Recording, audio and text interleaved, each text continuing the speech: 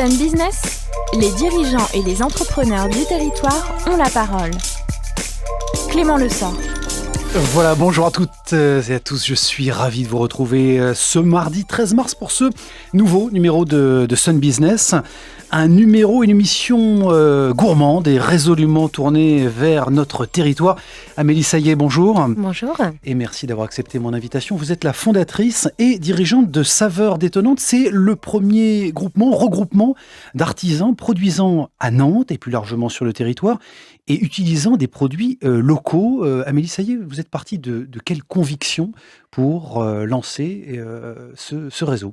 En fait, je suis partie de la conviction qu'on avait un territoire qui était très riche au niveau de la gastronomie et je pensais qu'il manquait quelque chose pour valoriser nos artisans.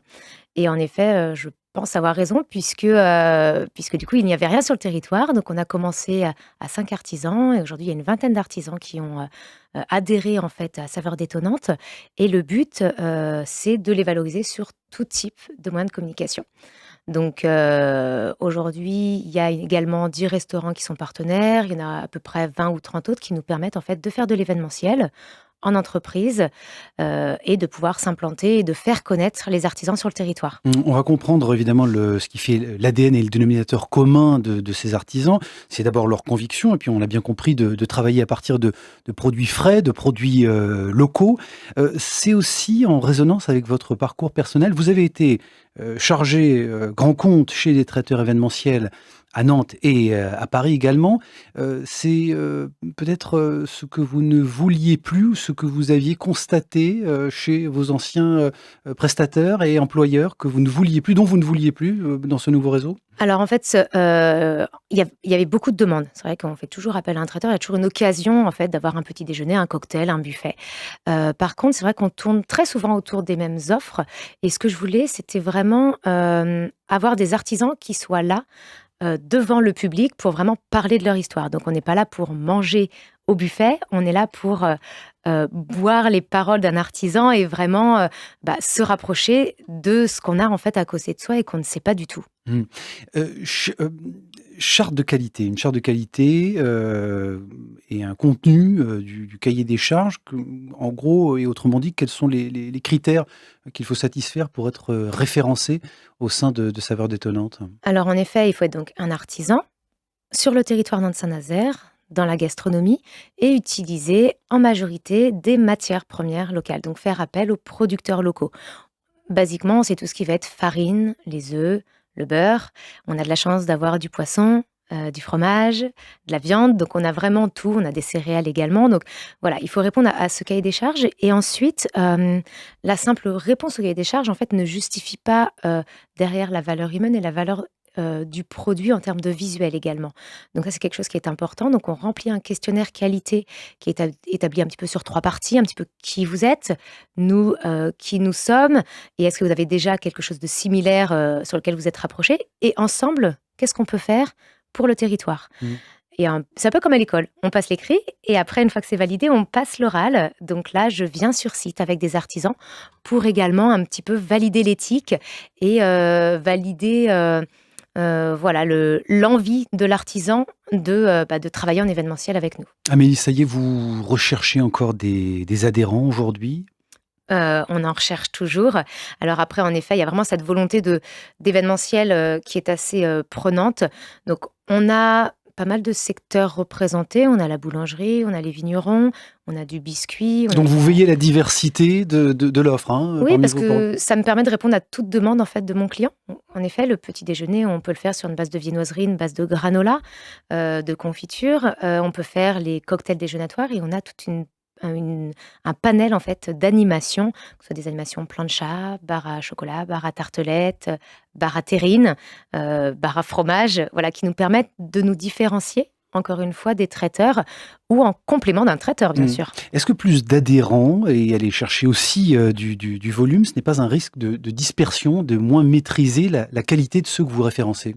Écoutez, ça fait maintenant 3 ans et sur les artisans, j'en compte toujours une vingtaine parce qu'entre ceux qui partent, qui ont grandi ou qui veulent plus s'investir sur leur, on va dire leur outil de commercialisation et ne plus être dans l'événementiel, entre ceux qui arrivent, au final, on arrive à s'équilibrer et puis il faut vraiment un minimum d'investissement. Donc ça peut être une sorte de rampe de lancement pour après, développer tranquillement son activité parce qu'on a une communication qui a été faite et qui est établie. Une rampe de lancement et un rapporteur d'affaires, vous vous considérez comme un rapporteur d'affaires? C'est la valeur ajoutée de Saveurs Détonnantes pour ses Ou adhérents, pour ses artisans? Oui, tout à fait. En fait, dans les moyens de communication, on a d'une part, on le disait, l'événementiel, mais d'autre part, le référencement dans des restaurants, dans des épiceries. Il y a beaucoup d'épiceries, sur Nantes qui font appel à nous pour, se rapprocher en fait, de leur valeur de base de restauration ou de salon de thé et qui veulent avoir un complément d'offre avec une partie épicerie, mais vraiment locale.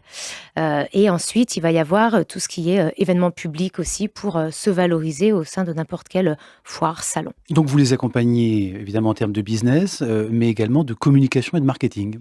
Tout à fait. En fait, le fait d'avoir un nom commun nous permet de valoriser, de porter comme une marque, en fait, nos valeurs, puisque, en effet, comme on l'a dit tout à l'heure, la charte est assez stricte pour y adhérer. Et après, c'est quelque chose qui est très collaboratif. Il y a à peu près 2, 3 grosses réunions à l'année sur lesquelles on échange sur ce qui s'est passé, sur ce qu'on voudrait projeter et éventuellement les partenariats, en fait, qui se font également entre artisans ou artisans et restaurateurs. Amélie Saillet, vous connaissez, j'imagine, leur santé économique, peut-être pas dans leur livre comptable, mais est-ce que vous pouvez quand même affirmer qu'au-delà des convictions, c'est rentable aujourd'hui en termes de business de travailler de manière éthique avec des produits frais et locaux?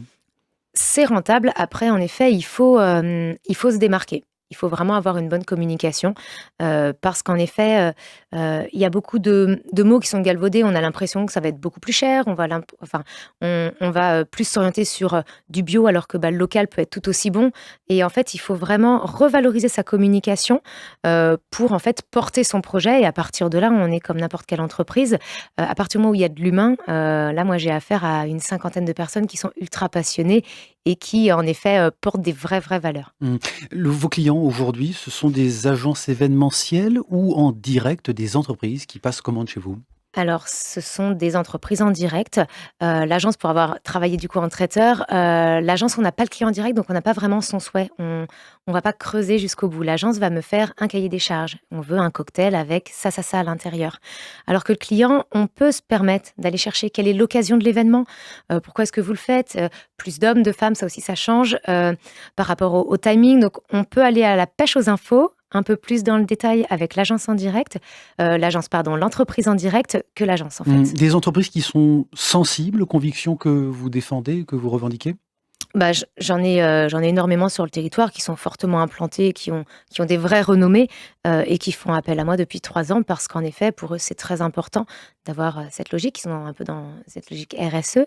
Donc responsabilité sociétale des Voilà, entreprises. tout à fait. Et en fait, que chaque acteur qui passe par leur entreprise ait vraiment une éthique et qu'on se rapproche en fait et qu'on s'allie ensemble. Ça veut dire qu'elles sont prêtes aujourd'hui à payer un peu plus cher pour être plus éthiques? Consommer plus responsable?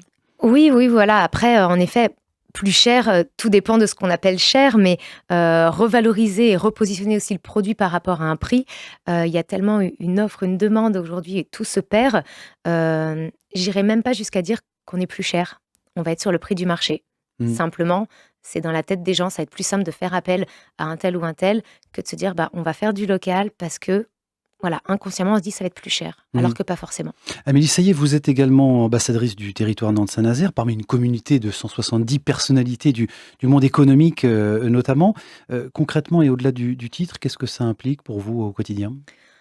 Au quotidien, en fait, ça implique de moi une vraie volonté de découvrir, d'être vraiment toujours en quête, à l'affût de ce qui se passe sur le territoire. Donc là, on parlait de gastronomie, mais au niveau économique, au niveau développement de la ville, que ce soit sur l'urbanisme, sur la sécurité, sur toute l'histoire, sur le voyage à Nantes. Enfin, il y a plein de choses qui se passent sur la ville et en fait, tout est lié. On n'aurait pas l'impression, mais vraiment tout est lié. Donc tous ces acteurs-là ont des vrais enjeux et on a vraiment un but commun de valoriser notre territoire. Bon, alors au-delà des valeurs que vous défendez à travers ce projet et des talents des artisans que vous représentez, est-ce que vous avez conscience, Amélie Saillet, que votre formation commerciale, vos capacités à convaincre et votre personnalité également expliquent le succès de votre entreprise ? Je pense que sur chaque acteur, déjà, on n'est pas entrepreneur qui veut. Il faut vraiment avoir une vraie volonté, des vraies convictions, des valeurs. Donc, en effet, la personnalité va jouer. Et après, c'est la capacité, voilà, à chacun d'être curieux. C'est ce que je dis à toutes les personnes que je rencontre qui me demandent « Mais oui, mais pourquoi tu connais un tel ou un tel ?»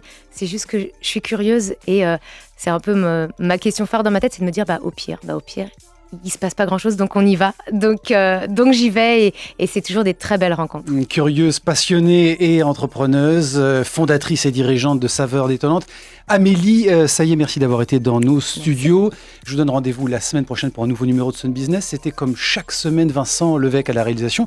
Et puis vous pouvez retrouver cette émission bien sûr sur les players et l'application MySun. Excellente semaine et à mardi prochain.